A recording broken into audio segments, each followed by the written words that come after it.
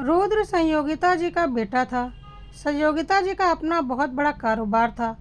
उनके पति यानी कि रुद्र के पिता बचपन में ही गुजर गए थे, जब रुद्र मात्र 3 साल का था। उनका बिजनेस काफ़ी बड़े पैमाने पर फैला हुआ था, जिसे संयोगिता जी ने बहुत मेहनत से संभाला था। कहने को तो काफ़ी रिश्तेदार थे, लेकिन सबकी नज़र संयोगिता जी के दौलत पर थी और सबको लगता था वह अकेली हो गई हैं और एक छोटे बच्चे के साथ कहाँ इतना बड़ा बिजनेस संभाल पाएंगी। लेकिन संयोगिता जी एक चतुर और दृढ़ महिला थीं और उन्होंने सब कुछ संभाल लिया था। इस वजह से उनका स्वभाव भी बहुत कड़क मिजाज हो गया था, क्योंकि इतने दिनों में उन्होंने दुनिया की असलियत देख ली थी और उनके अनुसार खुद को ढाल लिया था। सारा कुछ उन्होंने अपने कब्जे में रखा था, क्योंकि उन्हें पता था उनके थोड़ा सा ढीला पड़ते ही चारों ओर बैठे चालाक और शातिर लोग उनका सब कुछ हड़पने को तैयार हो जाएंगे। इसलिए संयोगिता जी सब कुछ खुद संभालती थी और उनका कड़क स्वभाव उनके घर और कारोबार हर जगह प्रसिद्ध था। रुद्र के साथ भी वह थोड़ा कड़क व्यवहार ही करती थी, क्योंकि उन्हें पता था आज नहीं तो कल उनका बुढ़ापा आएगा और उनके बुढ़ापे में रुद्र और उसके परिवार के अलावा उनका कोई नहीं है।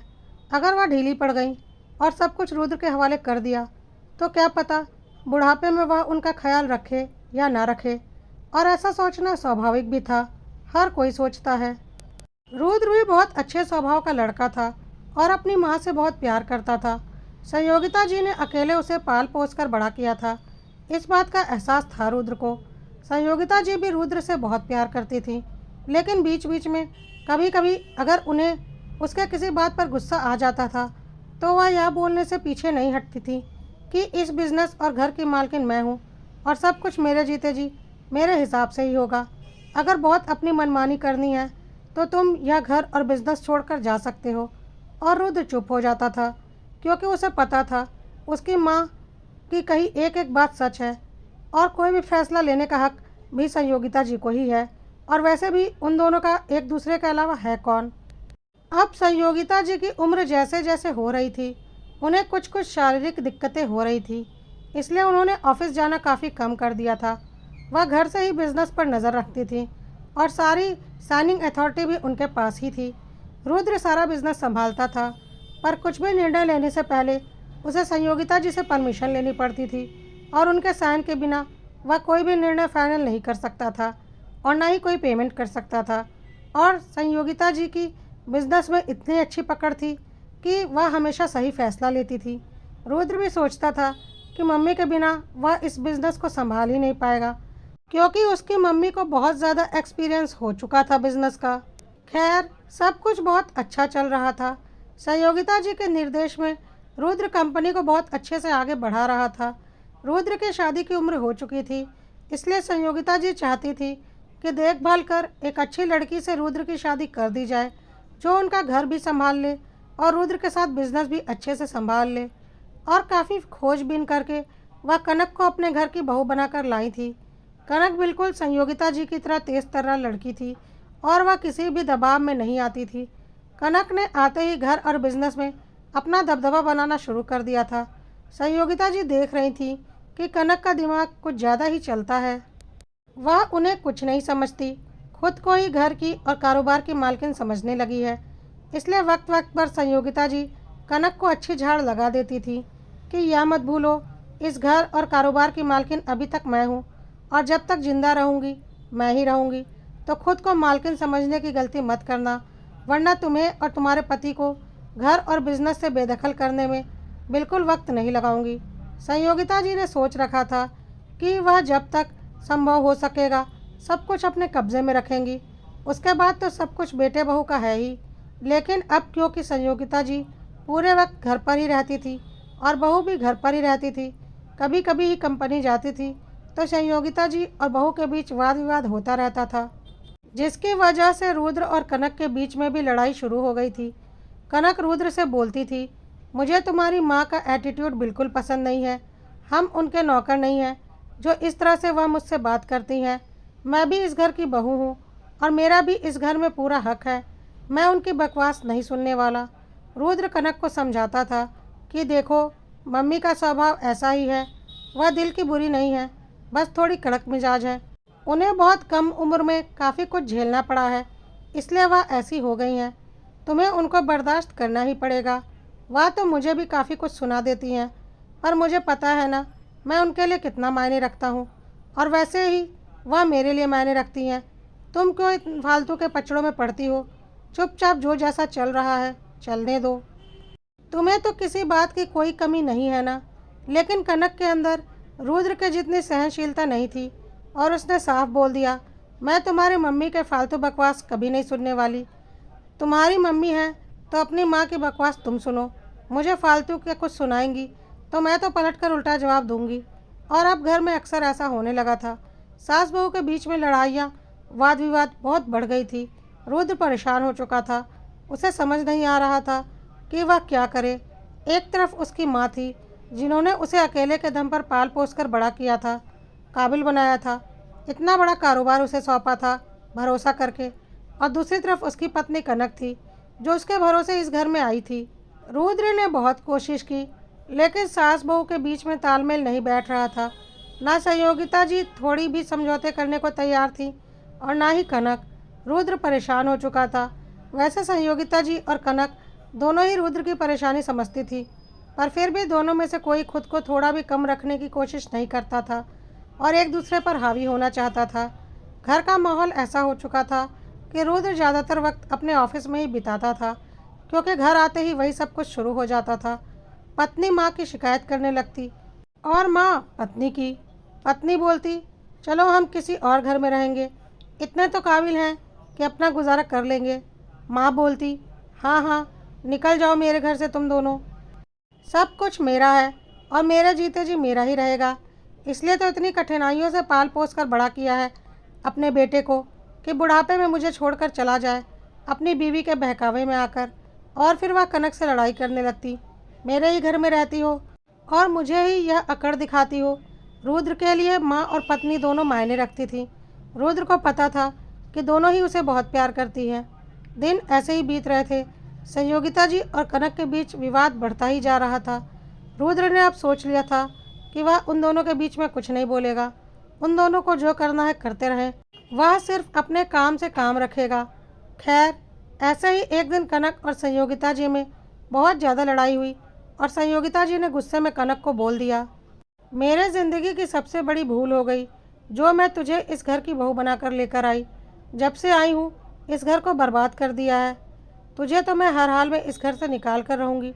कनक ने भी गुस्से में बोला, जो करना है कर लीजिए, मैं इस घर की बहू हूँ और मेरा पूरा हक है इस घर में रहने का। रुद्र दोनों की लड़ाई देख रहा था, लेकिन उसने कुछ नहीं बोला। चुपचाप गुस्से में बिना नाश्ता किए ऑफिस चला गया, क्योंकि उसे पता था उन दोनों के बीच में पड़ने का मतलब सरदर्द। कनक भी गुस्से में अपने कमरे में चली गई। उसका माइग्रेन का दर्द उठ गया था और वह दवाई खाकर सो गई। संयोगिता जी अपने ऑफिस का काम लैपटॉप पर देखने लगी। कई घंटे बीत चुके थे। कनक कमरे से बाहर नहीं आई। उसने सुबह से नाश्ता भी नहीं किया था।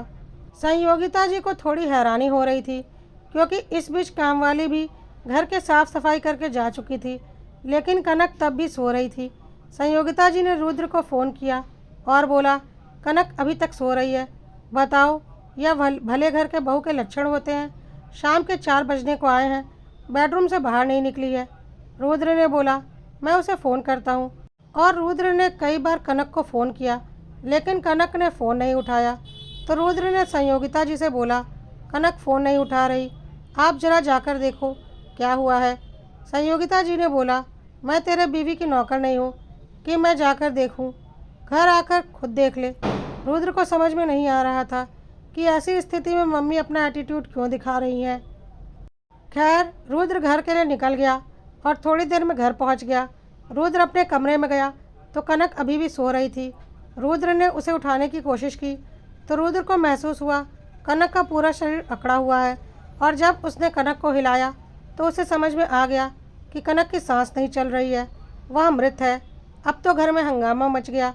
संयोगिता जी ने बोला, यह कैसे हो सकता है, सुबह तो यह ठीक ठाक मेरे सामने अपने कमरे में गई थी। रुद्र ने बोला, मुझे क्या पता, मैं तो उसके पहले ही, जब तुम लोगों की लड़ाई हो रही थी तभी ऑफिस के लिए निकल गया था। यह सब कुछ कैसे हो गया। डॉक्टर को बुलाया गया। डॉक्टर ने बोला शायद इसे हार्ट अटैक आया होगा। लेकिन एकाएक कनक की इस तरह से मृत्यु हो गई थी तो डॉक्टर ने साफ बोल दिया, यह पुलिस केस है, कनक का पोस्टमार्टम करवाना होगा। और डॉक्टर ने पुलिस को कॉल कर दिया था। पुलिस आ चुकी थी। कनक की बॉडी पोस्टमार्टम के लिए ले जाई गई। रुद्र को कुछ समझ में नहीं आ रहा था। एकाएक उसका घर परिवार उजड़ गया था। संयोगिता जी हैरान परेशान सी अपनी कुर्सी पर बैठी थी और सोच रही थी। वह कनक से लड़ाई करती थी, पर ऐसा कभी नहीं चाहा था कि रुद्र का परिवार बिखर जाए। भले ही उनके और कनक के बीच में कोई खास प्यार मोहब्बत नहीं था, बल्कि सिर्फ टकराव था, लेकिन रुद्र कनक से बहुत प्यार करता था। इसलिए संयोगिता जी भी चाहती थी कि रुद्र कनक का प्यार हमेशा ऐसे ही बना रहे। यह सब कुछ कैसे हो गया, किसी को कुछ समझ में नहीं आ रहा था। पोस्टमार्टम की रिपोर्ट आ चुकी थी और पोस्टमार्टम की रिपोर्ट से पता चल चुका था कि कनक की मृत्यु एक तेज़ जहर की वजह से हुई है। पुलिस ने कनक का कमरा सील कर दिया था और जब उस कमरे को अच्छे से छानबीन की गई तो कनक के माइग्रेन की गोलियां मिली, जो शायद उसी दिन कनक ने खाई थी। जब उन गोलियों की जांच करवाई गई तो वह गोलियां माइग्रेन की गोलियां नहीं थी, बल्कि एक तेज़ जहर था, जिसे कि शायद माइग्रेन की गोलियों के साथ बदला गया था। अब तो साफ हो चुका था कि कनक को कोई हार्ट अटैक नहीं हुआ था, बल्कि उसका कत्ल किया गया था जहर देकर। घर में कनक, संयोगिता जी और रुद्र, 3 लोगों का परिवार था और एक झाड़ू पोछा बर्तन करने वाली कामवाली और एक कुक, जो कि उस दिन सुबह का नाश्ता बनाकर जा चुकी थी। कामवाली से भी कड़ाई से पूछताछ की गई तो उसने बोला, मैं कनक मैडम को मारकर क्या करूँगी, मुझे उससे क्या फ़ायदा होगा। मैंने तो रोज़ की तरह झाड़ू पोछा लगाया, मुझे लगा कनक मैडम सो रही हैं और फिर मैं अपने घर चली गई। कुक ने भी बोला, मैं तो नाश्ता बनाकर ही अपने घर चली गई थी और दोपहर के खाने के लिए मैंने संयोगिता मैडम को फ़ोन किया था तो उन्होंने बोल दिया था कि अभी सुबह का नाश्ता तो किसी ने किया नहीं, तो दोपहर में कोई क्या ही खाएगा। तो मैं दोपहर में आई ही नहीं थी खाना बनाने के लिए। संयोगिता जी ने भी यही बोला कि सुबह मेरी और कनक की बहस हुई थी। उसके बाद वह अपने कमरे में चली गई थी। नाश्ता करने के लिए भी बाहर नहीं निकली। मैंने भी उसे नहीं बुलाया, लेकिन जब 4 बज गए तब मैंने रुद्र को फ़ोन किया और रुद्र के आने पर हमें पता चला कि कनक नहीं रही। पुलिस वालों ने संयोगिता जी की बात पर हैरानी हो रही थी कि वह खुद घर में मौजूद थी और वह कनक को देखने उसके रूम तक नहीं जा सकती थी, कि उन्हें बेटे को बुलाना पड़ा। ऊपर से दोनों की आपस में बिल्कुल नहीं बनती थी। सुबह ही उन दोनों की लड़ाई हुई थी। घर के कुक और कामवाली ने भी बताया था कि सास बहू की आपस में बहुत लड़ाइयाँ हुआ करती थी और संयोगिता जी हमेशा कनक को धमकी देती थी कि वह उसे हर हाल में इस घर से निकाल कर रहेंगी और अपने बेटे की ज़िंदगी से भी निकाल देंगी। यह सब कुछ सुनकर संयोगिता जी ने बोला, हाँ, मैं गुस्से में ऐसा बोला करती थी, पर मेरे दिल में ऐसा कुछ नहीं था। मैं तो अपने बेटे से बहुत प्यार करती हूँ, तो वह जिससे प्यार करता है मैं उसे उसके दिल से कैसे निकाल दूँ। मेरी और कनक की तू मैं होती रहती थी, लेकिन वह सिर्फ लड़ाई तक सीमित था। मैं इतनी नीच नहीं हूँ कि अपनी बहू को अपने हाथों से जहर देकर मार डालूँ। लेकिन सारे सबूत संयोगिता जी के खिलाफ ही जा रहे थे और पुलिस वालों को यही लग रहा था कि संयोगिता जी ने ही कनक के माइग्रेन की गोलियां बदल दी और उसे मार डाला, क्योंकि उससे उनकी नहीं बन रही थी। रुद्र को भी मन ही मन यह डर लग रहा था कि कहीं संयोगिता जी ने ही तो कनक को नहीं मारा है, क्योंकि वह गुस्से में बोलती थी कि वह उसे उसकी ज़िंदगी से निकाल कर रहेंगी। रुद्र भी अपनी माँ से रो रो कर बोल रहा था, माँ, आप ही तो कनक को मेरी ज़िंदगी में लेकर आई थी, कहीं आपने ही तो उसे मुझसे छीन नहीं लिया।